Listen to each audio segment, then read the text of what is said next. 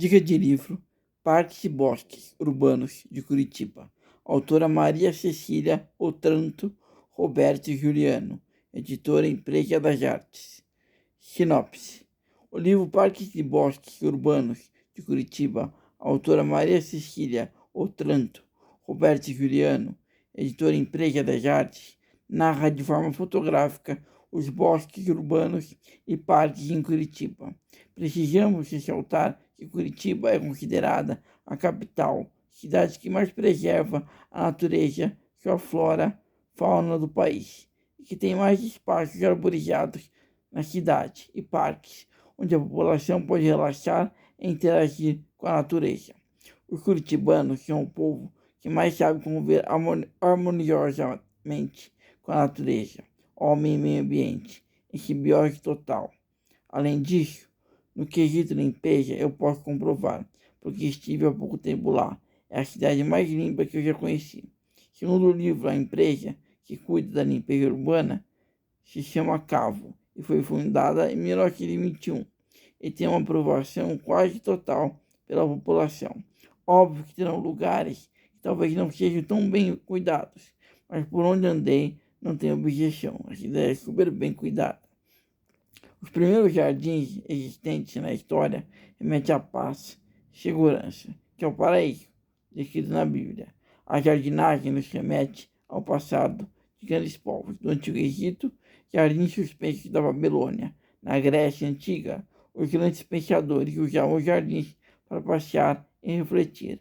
A partir do século XX, os jardins começaram a ser cultivados e planejados, com diferentes estilos e tendências, como formal, informal, ou retilíneo, sinuoso, arquitetônico e naturalista.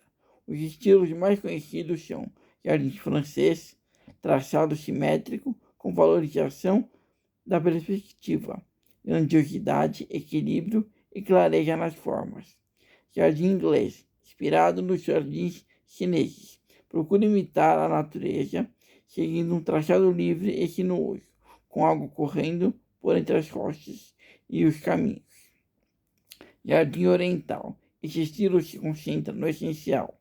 Formas precisas, as plantas são extremamente valorizadas e colocadas de forma harmônica. As plantas utilizadas são perenes, permitindo estabilidade o ano todo.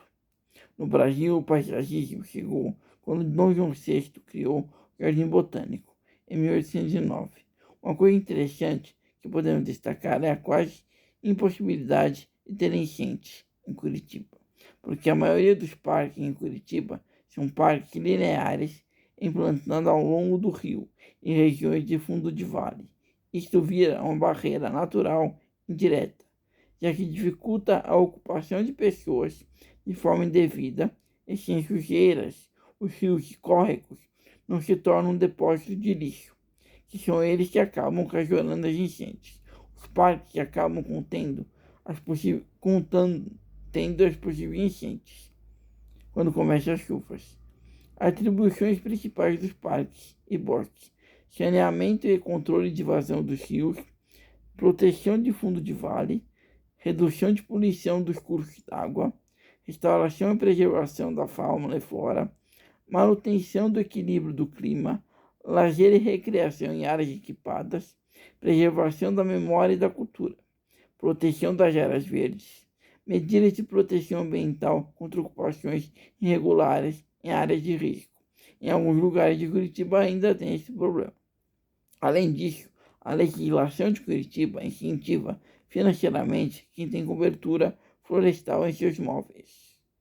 Com isso, Curitiba ainda tem 1.000 bosques particulares.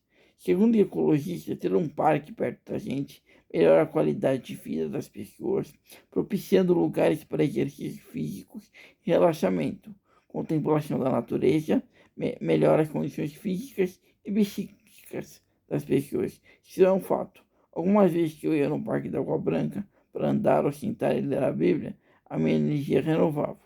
Este livro é sobre isso, sobre os benefícios de contemplar a natureza, fauna e flora, e mais ainda, faz um apanhado fotográfico de todos os parques e bosques de Curitiba, contando sua história e quais são os benefícios para a cidade.